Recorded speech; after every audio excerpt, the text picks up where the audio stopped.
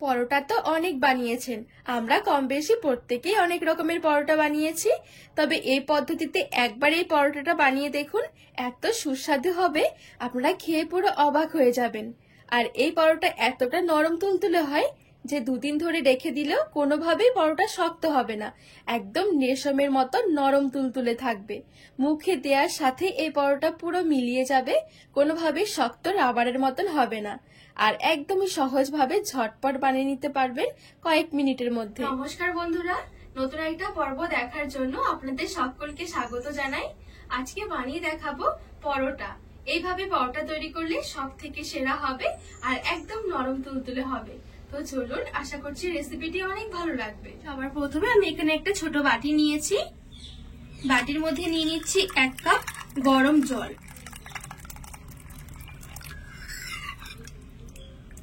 আর এই গরম জলের মধ্যে দিয়ে দিচ্ছি 1 টেবিল চামচ চিনি। একটু চিনিটা মিশিয়ে নেব। চিনিটা জলের সাথে আমি খুব ভালোভাবে মিশিয়ে নিয়েছি। এবারে আমি এক সাইডে রেখে দেব। এবারে আমি এদিকে আরেকটা বাটি নিয়েছি, এর মধ্যে নিয়ে নিচ্ছি 2 কাপ ময়দা। যেই কাপ মেপে আমি জলটা মেপেছিলাম সেই কাপেরই 2 কাপ নিয়ে নিচ্ছি। চাইলে এই ময়দার পরিবর্তে আটা দিয়েও তৈরি করতে পারেন। এবারে ময়দার মধ্যে দিয়ে দিচ্ছি সামান্য একটু লবণ, 1/2 টেবিল চামচের থেকেও একটু কম। এবারে এই লবণটা একটু ভালো করে ময়দার মধ্যে মিশিয়ে নেব। তো এখানে লবণটা দিয়ে খুব ভালোভাবে ময়দার সাথে মিশিয়ে নিয়েছি। এবারে আমি যে এইদিকে অল্প একটু চিনি মিশিয়ে রেখেছিলাম গরম জলের মধ্যে, এই জলের মধ্যে দেখুন চিনিটা কিন্তু খুব সুন্দরভাবে গলে গেছে আর জলটাও হালকা একটু ঠান্ডা হয়ে কুসুম গরম হয়ে গেছে। এই দেখুন আমি আঙ্গুলটা রাখছি, আঙ্গুলটা কিন্তু রাখা যাচ্ছে, ঠিক এরকম জলটা গরম হতে হবে। এবারে সবটুকু জল আমি ময়দার মধ্যে নিয়ে নিচ্ছি। এবারে ভালো করে মেখে নেব।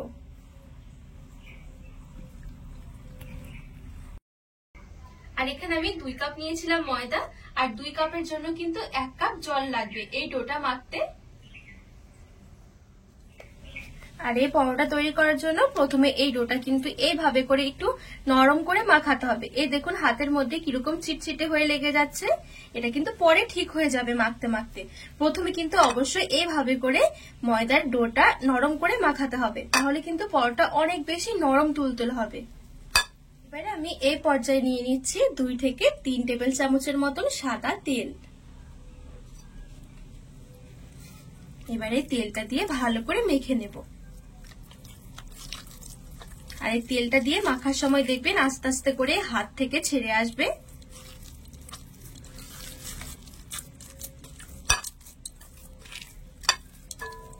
আর যখন একটু মাখা হয়ে যাবে তখন এই ডোটাকে ঠিক বাটির মধ্যে এইভাবে করে একটু মাখতে হবে।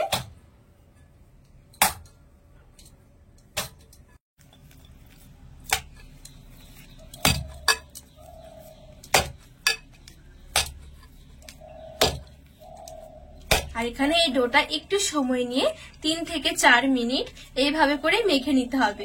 তো এই দেখুন ডোটা খুব সুন্দরভাবে আমি মেখে নিয়েছি। আর এই দেখুন ডোটা কত সুন্দর নরম তুলতুলে হয়েছে। এবারে এই ডোটা এইভাবে করে রেখে দেব। এবারে ঢাকা চাপা দিয়ে রেখে দেব 10 মিনিটের জন্য, একটু সেট হয়ে যাবে ততক্ষণে। তো এখানে আমি 10 মিনিটের জন্য ঢাকা দিয়ে একটু রেখে দিয়েছি। আর এই সময় কিন্তু ডোটা খুব সুন্দরভাবে সেট হয়ে গেছে। এই দেখুন ডোটা কতটা নরম তুলতুলে।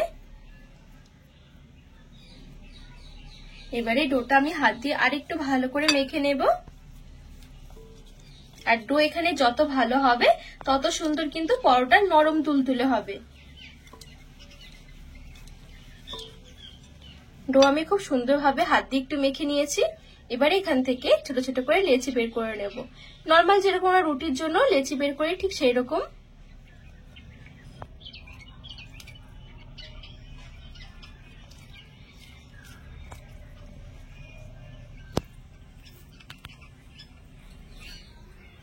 তো এখানে খুব সুন্দরভাবে সমান ভাগে ভাগ করে নিয়েছি। এবারে এখান থেকে আমি একটা লেচি নিয়ে নিচ্ছি। এবারে চাটুর মধ্যে আমি একটু তেল মেখে নিচ্ছি। এবারে লেচিটা নিয়ে একটু পাতলা করে বেলে নেব।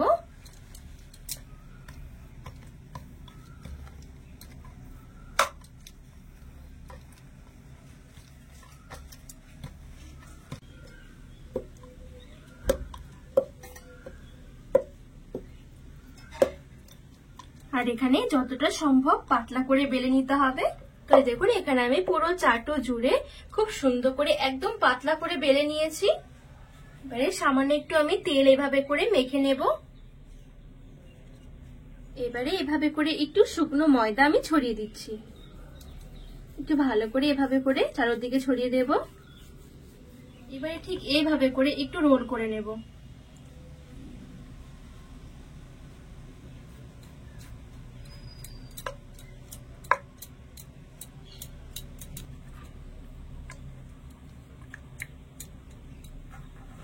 তো এই দেখুন খুব সুন্দরভাবে এখানে একটা রোলের মতন করে নিয়েছি। এবারে এভাবে করে একটু জিলিপির মতন পেঁয়াজ দিয়ে দেব।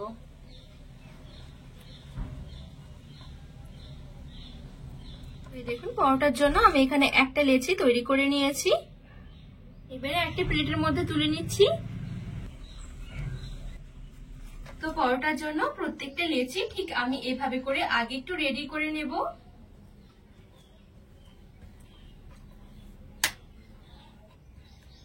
তো এই দেখুন এই রুটিটাও খুব সুন্দরভাবে পাতলা করে বেলে নিয়েছি। একটু তেল দিয়ে দিচ্ছি, তেলটা চারদিকে ভালো করে ছড়িয়ে নেব। দিয়ে দিচ্ছি অল্প একটু শুকনো ময়দা। ঠিক এইভাবে করে ধরে একটু রোল করে নেব।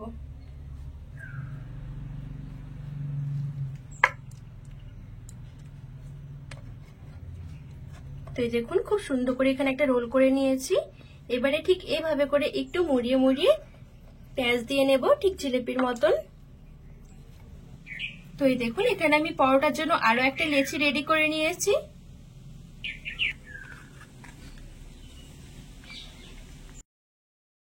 তো সবগুলো লেচি এইভাবে করে আমি রেডি করে নিয়েছি। আপনারা কিন্তু পরোটা ভাজার আগে এই লেচিগুলো এইভাবে করে রেডি করে রাখতে পারেন। এবারে যখন পরোটা ভাজার সময় হবে তখন শুধু বেলে বেলে কিন্তু ভেজে নিতে পারেন, খুব সুন্দর হবে। এবারে চলুন আমি পরোটাগুলো ভেজে নেব। তো ভেজে নেওয়ার জন্য গ্যাস ধরিয়ে এখানে একটা ফ্রাইং প্যান বসিয়ে দিয়েছি। এবারে একটু গরম করে নেব। এবারে আমি এখান থেকে একটা লেচি নিয়ে নিচ্ছি। এবারে চাটুর মধ্যে রেখে পরোটাটা আমি একটু বেলে নেব। উপরে সামান্য একটু ছড়িয়ে দিচ্ছি শুকনো ময়দা।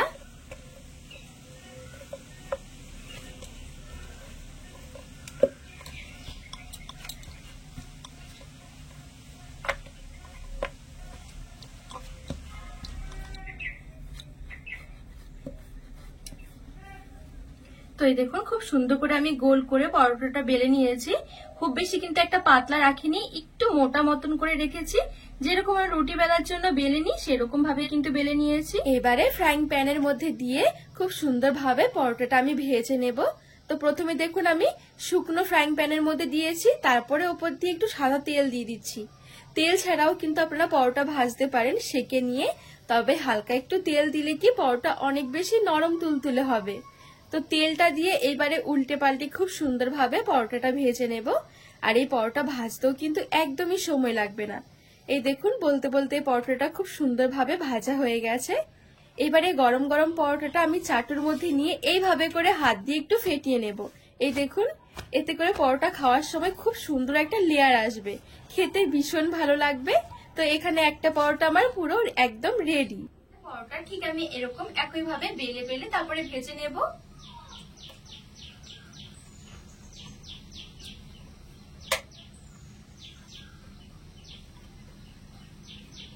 তো এই পরোটাটাও ফ্রাইং প্যানে দিয়ে খুব সুন্দরভাবে ভেজে নেব।